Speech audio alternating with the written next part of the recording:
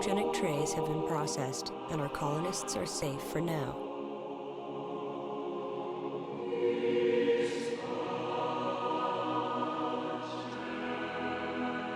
We are all that's left of our world, our culture, our people.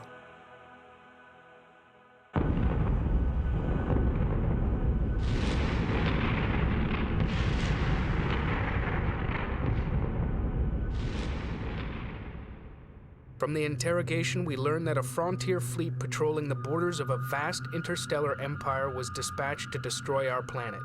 The captain claimed our people violated a 4,000-year-old treaty forbidding us to develop hyperspace technology. Extermination of our planet was the consequence. The subject did not survive interrogation.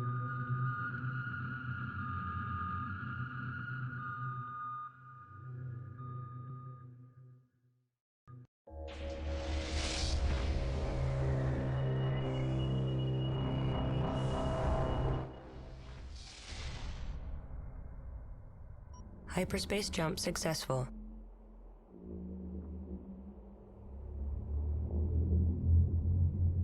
Scanner data indicates asteroid density is highest in this region. Commence resource gathering.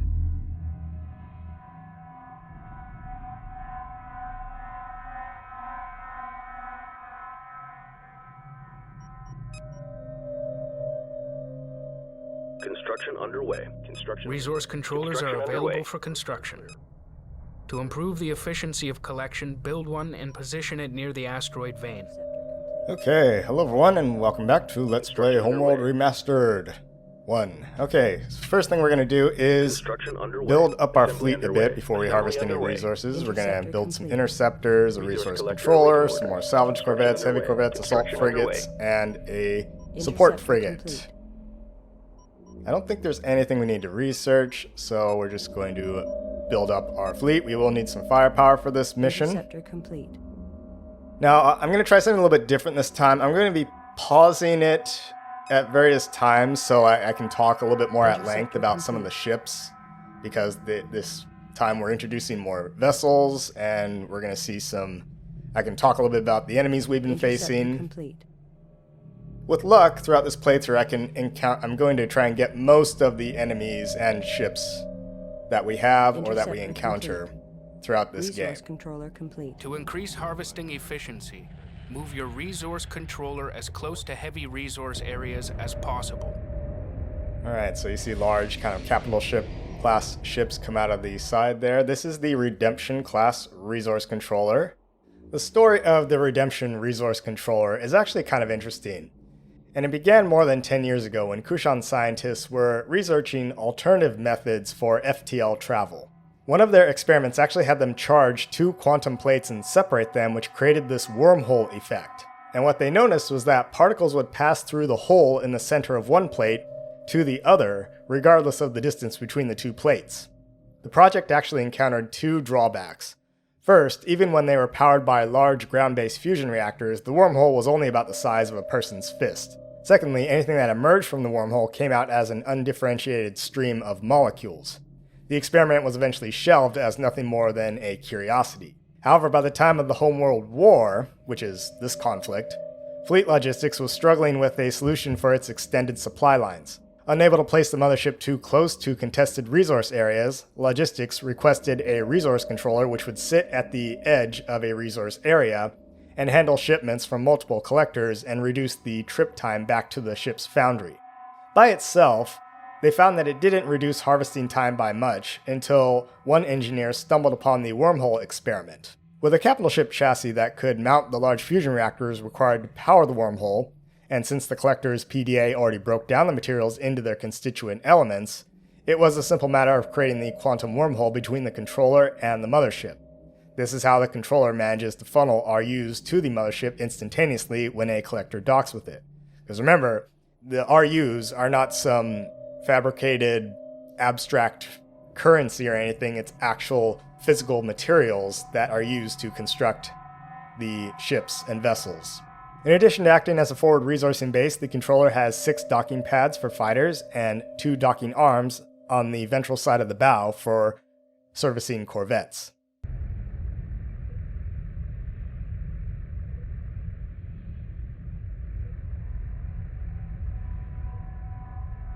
Heavy corvette complete. Roger.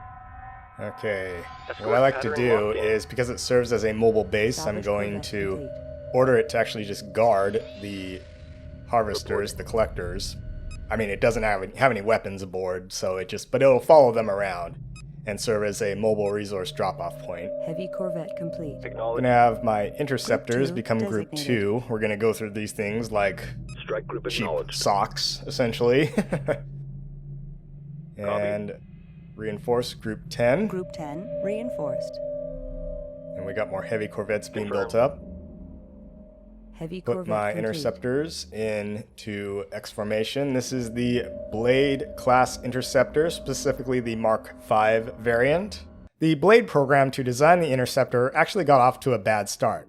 Saddled with the requirements for a heavy scout with more powerful engines, weapons, sensors, and wings for atmospheric flight, the prototypes were a jack-of-all-trades, master-of-none strikecraft.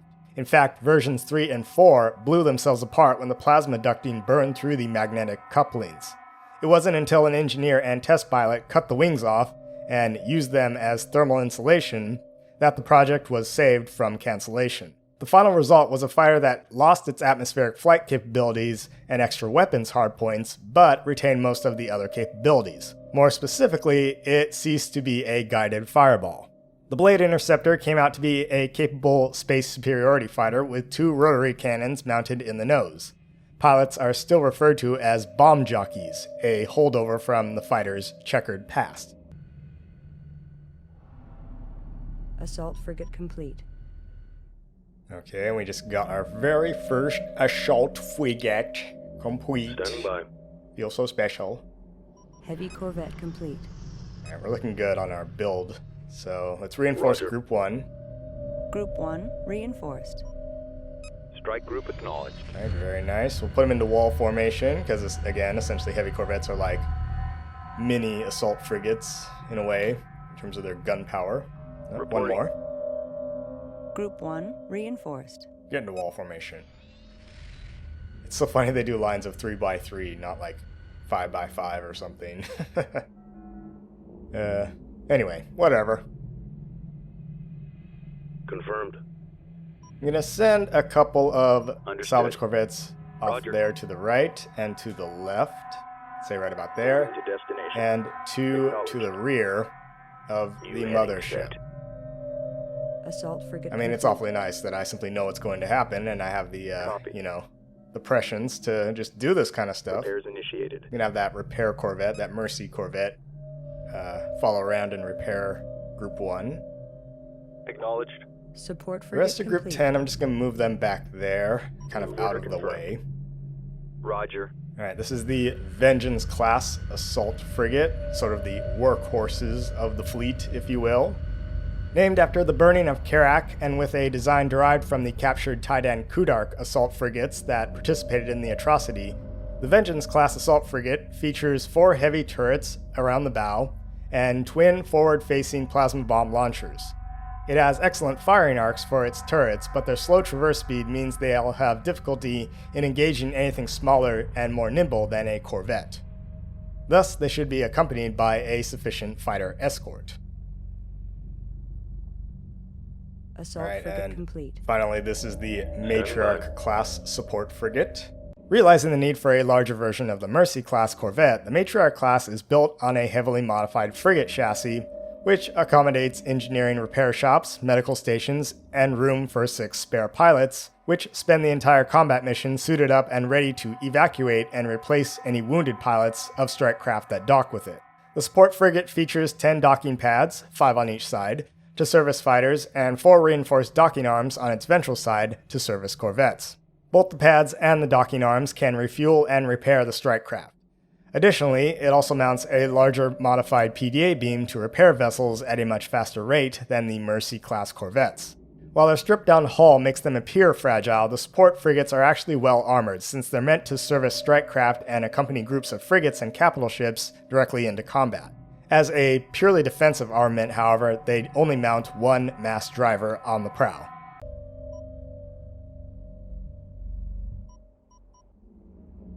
Alright, and we're finishing up our last assault frigate.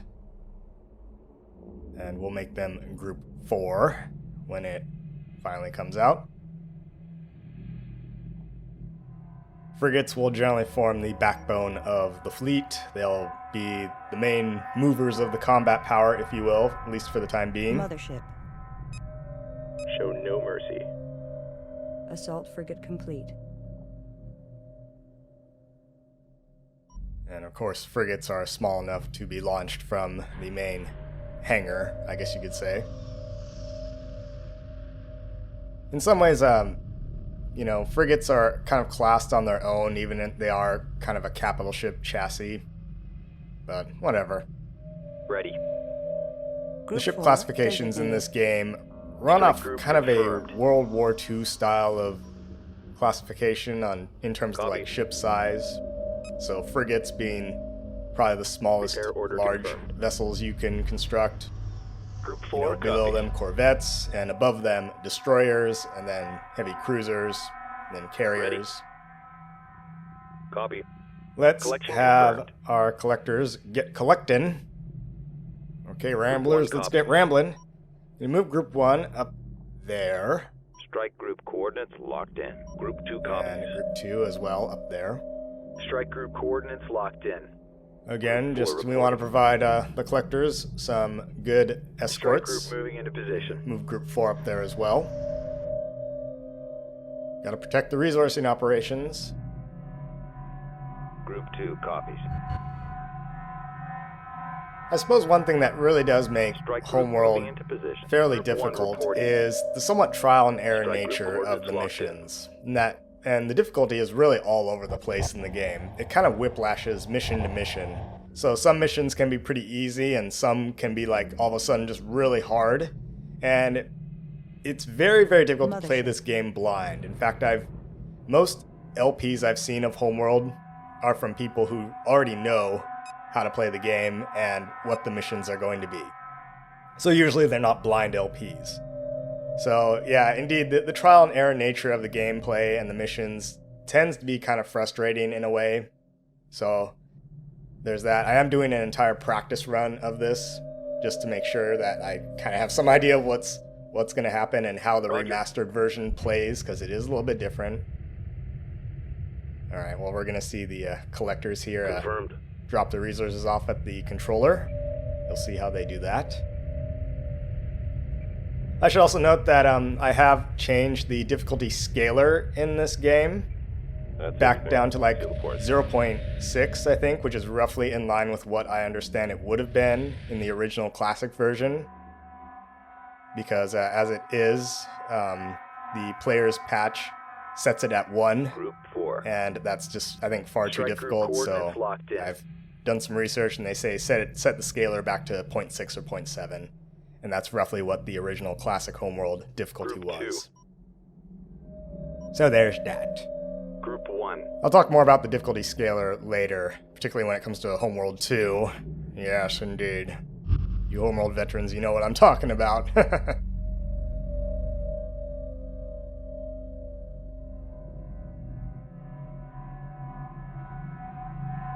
Mothership.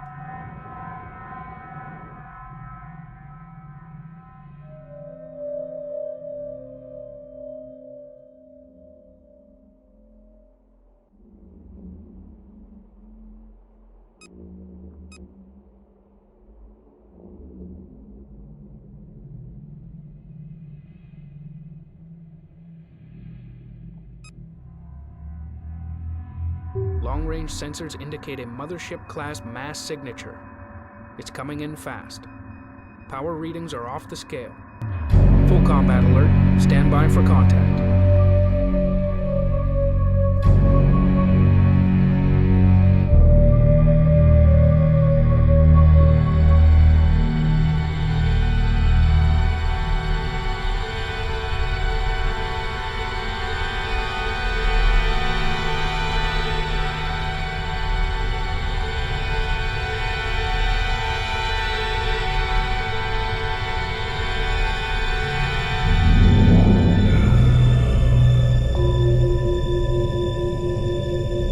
Ambassador away.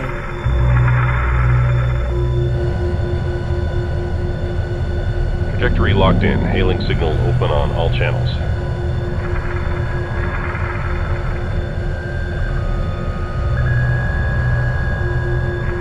Entering magnetic field now. Almost there. Fleet, we've lost guidance and are being drawn in.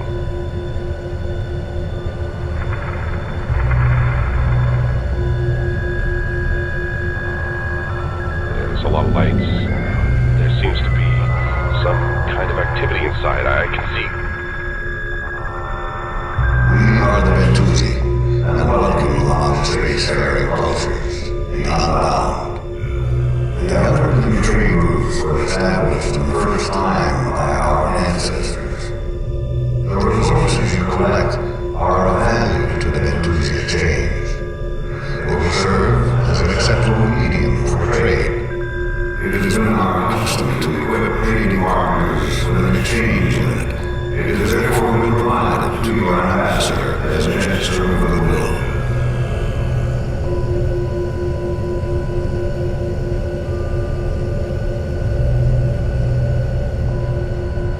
Fleet, this is Ambassador. We are clear of the Bentusi vessel. All systems green. Harbor Control has released guidance and the exchange unit is secure.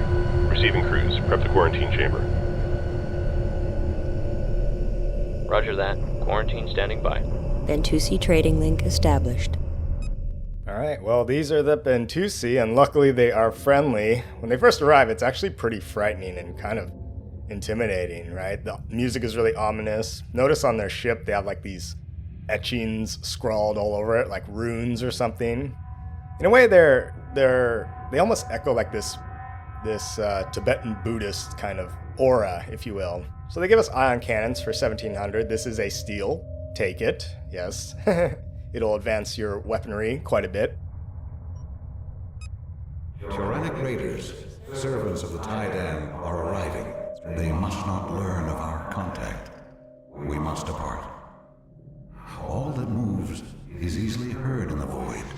We will listen for you. Farewell. Alright, well, that was that. So, indeed, you can hear some, like, Tibetan prayer bowls or singing bowls in the background as part of the music that accompanies the Bentusi. Tyrannic Raider fighters are attacking. Prepare for more hostile ships to arrive.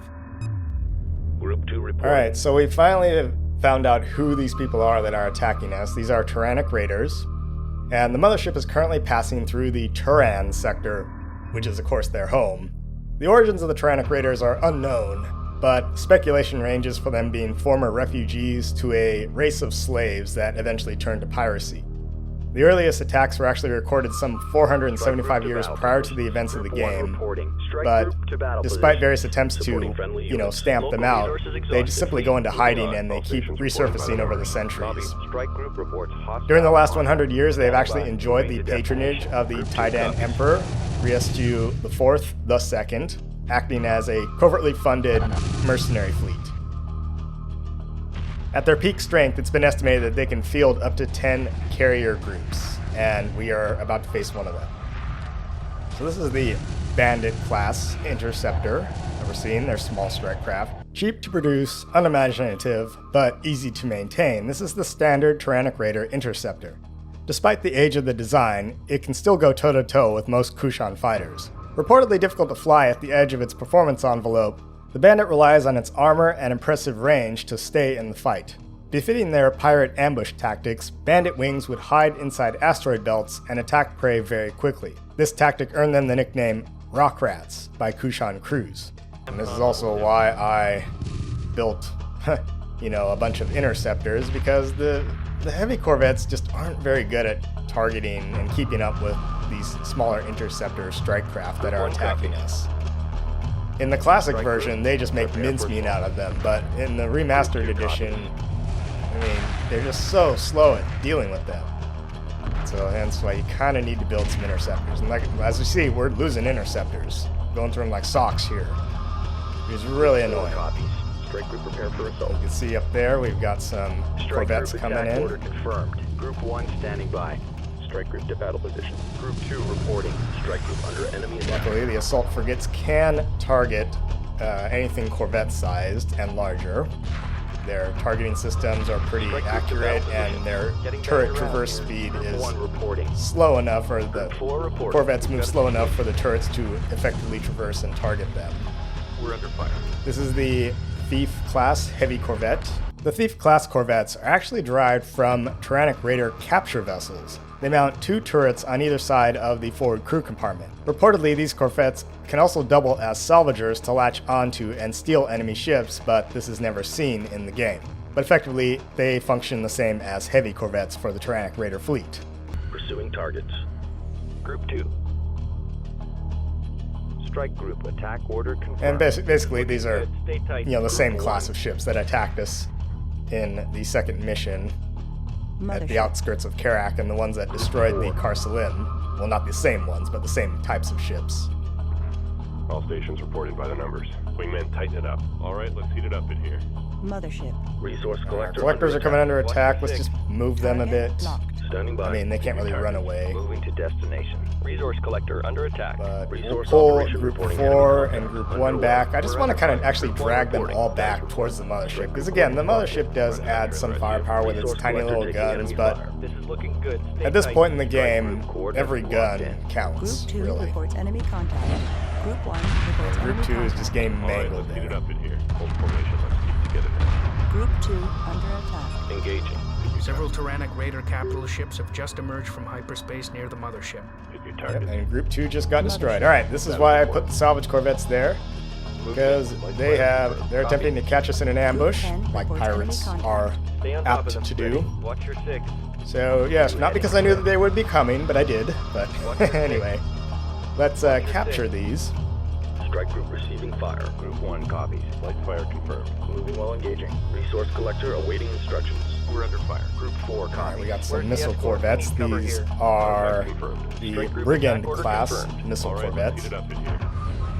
Unique to the Tyrannic Raiders, but indicative of their design philosophy of heavy armor and an overpowered engine, the weapon systems, engines, and armor take up most of the space at the expense of crew comfort. The missile bays are mounted on the sides of the cockpit, and the 2-man crew sits back to back with the pilot facing forward and the weapon systems officer behind him. Brigands have difficulty in targeting smaller and faster fighters, although it can still be done. A skilled Brigand Wizzo can wait for the fighter to decelerate on their return pass before firing a volley of missiles. This increases the chance of a hit before the target can accelerate again to dodge the incoming missiles. Brigands are ideally suited for attacking Corvette-class sized vessels and larger. Groups of 15 to 20 Brigands can pose a significant threat to ion cannon frigates, destroyers, and even carriers. Thankfully, we don't get attacked by them in sufficient numbers, but still. Group 1 reporting. Let's stay calm. We've got a situation here. Enemy frigate captured. Group 4 standing by. Group 1 standing by. Wing, watch your course. Strike group prepare for assault. Group 4 reporting. Alright, let's just clear up the stragglers Strike here. group, prepare We for got a few assault. more coming in from above. Enemy frigate captured. Think we can deal with them. Group 2 is no more, so we'll have to build more interceptors. Enemy frigate captured. Enemy frigate captured. I might also try out, using strike groups in this game. Strike groups were a thing in Homeworld 2, a addition to the Homeworld 2 game mechanics, but I believe this remastered version in the engine does support strike groups in the Homeworld 1 edition as well. So we can try that. It's kind of cool. You can see the assault frigates firing their plasma bombs Group 1. at targets. Not that they hit much. Plasma bombs are kind of large area weapons, slower, better used for larger frigate class ships and above. Copy. Plasma burns right through armor plating. Confirmed. Group 5 So we now have some ion cannon frigates. Specifically, these are Dagger class Combat ion maneuver array start. frigates. Course set. The heavy firepower of the Tyrannic Raider fleets, these distinct frigates house a pair of magnetic web arrays that extend out when firing. Contrary to popular belief, they are not solar panel arrays. The mag arrays add more power to the ion beam by focusing a magnetic field around the beam and accelerating the ion stream even closer to the speed of light. The arrays fold back in during travel. The biggest weakness of the ion array frigate is its low maneuverability and slower speed, even for an ion cannon frigate. They move at 245 meters per second versus the 300 meters per second for the Kushan Firelance class ion frigate. Later versions of this class are known as the Assassin models, which include a cloaking ability, however those entered service after the Homeworld War. Got one. Group 5 reports enemy contact. Group 1 copies. Watch your 6. Group 5 under attack. Group 1 reports victory. The Raider carrier has been located.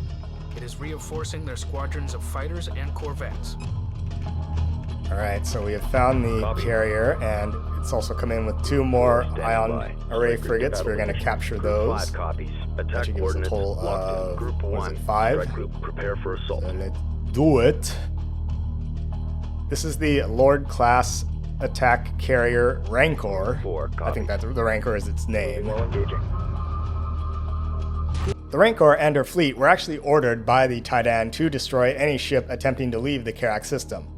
Larger than even the Kushan and Taidan carriers, the Lord class is a heavily armed carrier, possessing 2 large ion beam cannons for offensive weaponry in the bow. Despite its good armor, maneuverability, speed, and weapons, the Lord class suffers when pitted against a well-coordinated attack from strike craft and frigates. The narrow launch bay in the stern makes it difficult for fighters to recover or launch as the ship is making violent combat maneuvers.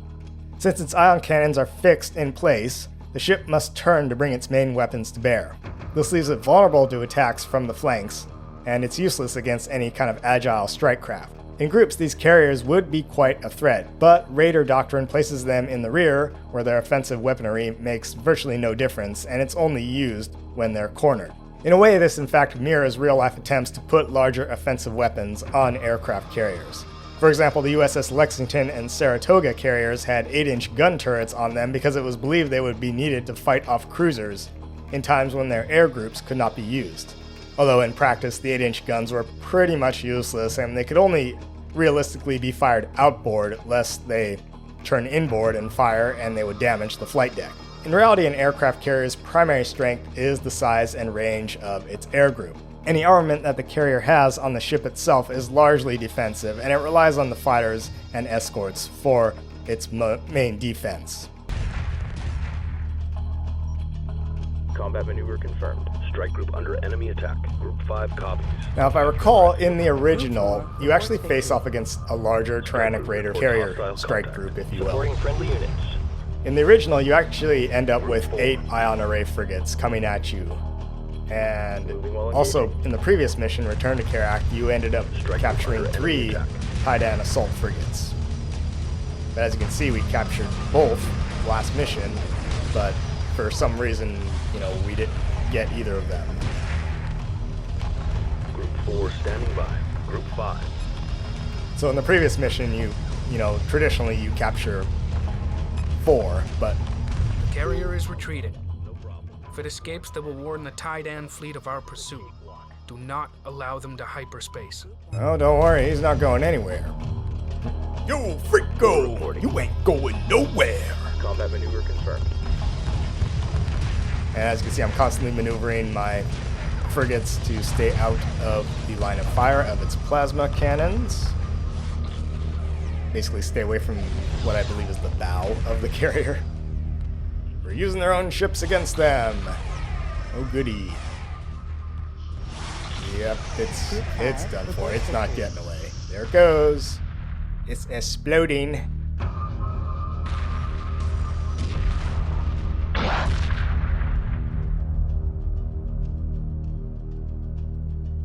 Roger.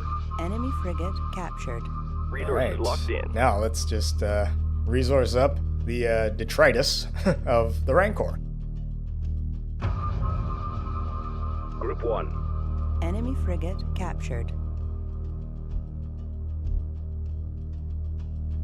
Enemy frigate captured. Enemy frigate The captured. Tyrannic Standing by. Raiders have been defeated. We can now return to our immediate goal, preparation for an attack on the Taidan fleet that devastated Kharak. Using data from the Tidan vessel captured at Kharak, we have been able to determine their location. If we strike now, we can take advantage of their damaged condition. Hyperspace coordinates have been transferred to Fleet Command. Alright, obviously we're not going to hyperspace out right now. We are going to spend some time collecting some resources. We're going to plan on building up our fleet. Again, we're going to need some more interceptors for the next mission. I'll tell you that right now. Green line confirmed. Because the next mission, mission number 5, when we take vengeance on the fleet that destroyed Kharak, well, that's arguably when the game starts to get hard. Strike group coordinates locked in.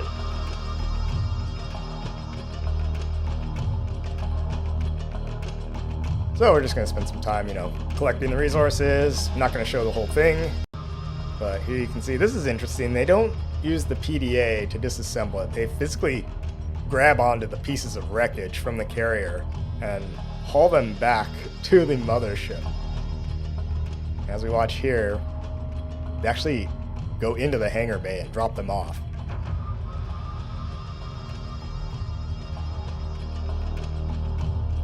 Like I was saying, because of the difference in the game engine and all that, in the previous mission, Return to Kharak, you capture 4 assault frigates, but you only end up with 3 if you do all of them, because presumably they, disassemble one of them and, they kill all the crew of all the frigates, and you just end up with 3 out of the 4 that you capture, assuming that you capture all of them. Roger. Yet, for some reason, in the remastered version, there's only 2 assault frigates attacking the crowd trays, and even if you capture both of them, you end up with none of them. Guard order confirmed. Which is really strange. Like, you think you maybe end up with 1 or something?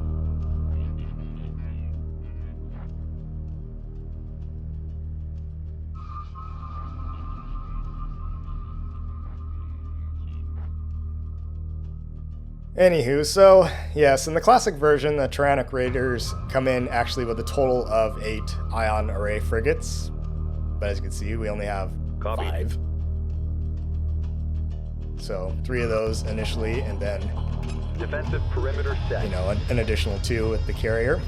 And you cannot capture the Rancor carrier, in case you're wondering. I also noticed, apart from doing quick docking, the strike craft dock far more quickly in the remastered version than the classic edition. Yeah, I mean, look at how fast they just queue up and head on in. In the classic edition, it's just 1 at a time, and it's really, really slow, especially if you have a very large fleet. So, we now have a good amount of firepower in the form of some assault frigates and some ion cannon frigates, and that will serve us very well. We will want some more firepower though, but we will get to that in the next mission.